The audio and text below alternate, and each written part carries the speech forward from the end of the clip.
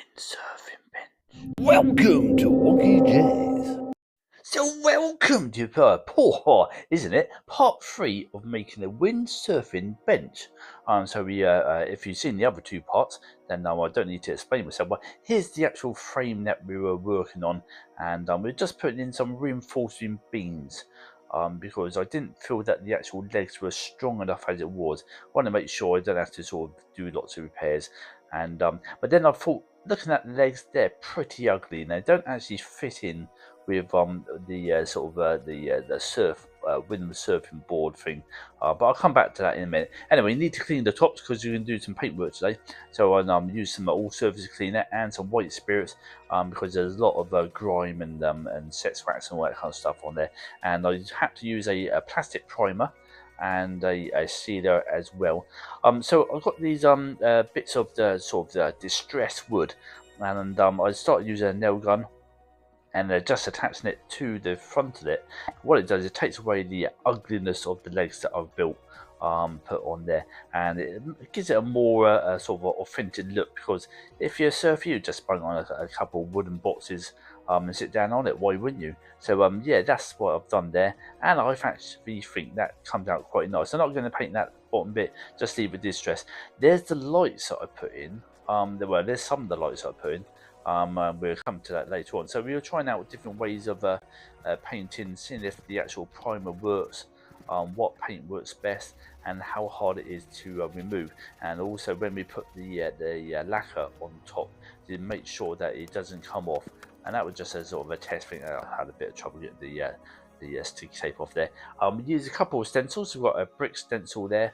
To give it some effect, and there was no actual sort of a plan on what to paint on this tiny part.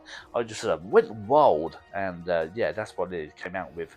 And then I used the sprayer. So this is the actual silhouette of the Wonkeyjase.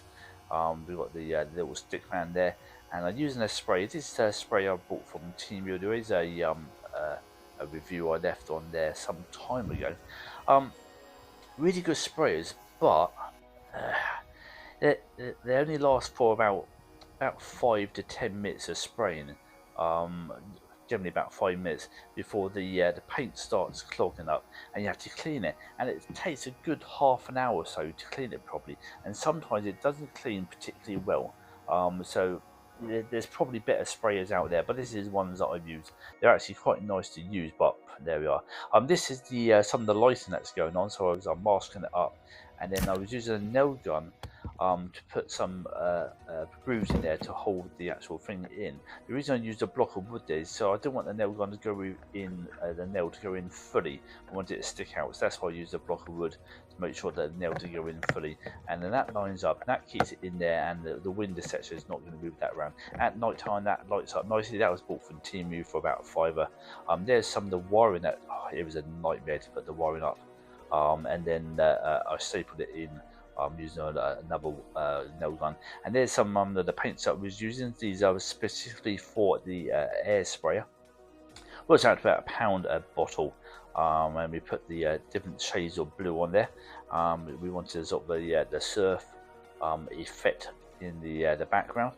Yeah, there's the waves going in there.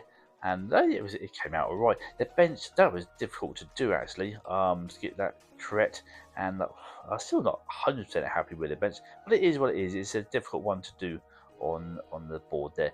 When you actually see my logo and then the bench, then it all makes sense. Otherwise it doesn't particularly go well. Anyway, so I look forward to part 4 when we finish all this off, and we'll show you the finished product. So anyway, please like, share, subscribe, and comment below. We're up to 1400 videos now, and yeah, hope you enjoy it. And on the next video, is using a cookie cutter to have a poo disgusting or just artistic? We find out in the next video only on Wonkeyjase.